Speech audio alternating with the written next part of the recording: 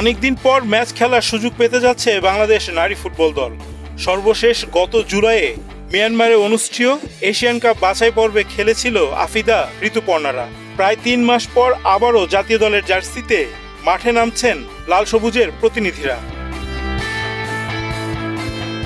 আসন্ন এফসি নারী এশিয়ান কাপের প্রস্তুতির অংশ হিসেবে থাইল্যান্ডে 2টি প্রীতি ম্যাচ খেলবে বাংলাদেশ দল। থাইল্যান্ড নারী দলের বিপক্ষে 24 অক্টোবর প্রথম এবং 27 অক্টোবর দ্বিতীয় প্রীতি ম্যাচ খেলবেন আফিদা ঋতুপর্ণারা। ম্যাচ দুটিতে নিজেদের ঝালিয়ে নেওয়ার পাশাপাশি ফিফা র্যাঙ্কিংয়ে উন্নতিতে চোখ টিম ম্যানেজমেন্টের। Gold's Gym across 30+ countries with over 700+ locations worldwide. Train anywhere, belong everywhere. Thailand থেকে বাংলাদেশ ফুটবল ফেডারেশন বাফুফের এক ভিডিও বার্তায় দলের ম্যানেজার মাহমুদা অনন্যা দলের সেই লক্ষ্যের কথা জানান। গতকাল রাতে আমরা খুব ভালোভাবে থাইল্যান্ডে এসে পৌঁছেছি। আজকে থাইল্যান্ডে আসার পর প্রথম দিনের মতন ট্রেনিং। যারা ভুটানে ছিল তাদের আজকে ফুল টিমের সাথে দ্বিতীয় অনুশীলন চলতেছে। আশা করছি দলের সবাই ভালো আছে, সুস্থ আছে। আমাদের টিমে যেহেতু সবাই সুস্থ আছে আলহামদুলিল্লাহ, ভুটানে যারা ছিল সবাইকে পেয়েছি।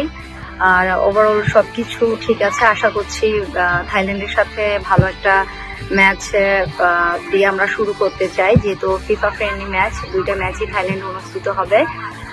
প্রথম ম্যাচটা হচ্ছে আমাদের জন্য খুবই ইম্পর্টেন্ট।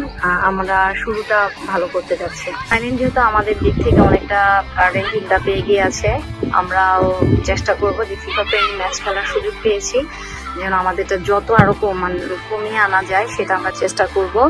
আশা করছি আমাদের শুরুটা ভালো দিয়ে শুরু করার চেষ্টা করব।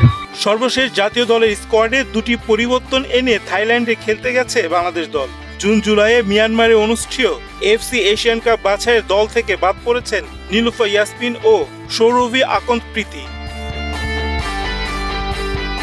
তাদের পরিবর্তে প্রধান কোচ পিটার বাটলার আস্থা রেখেছেন রুমা আক্তার ও সিনহা জাহান শিখার উপর। মার্চে অস্ট্রেলিয়ায় অনুষ্ঠিত হবে এফসি নারী এশিয়ান কাপ আসরে প্রথমবারের মতো খেলতে যাচ্ছে বাংলাদেশ দল।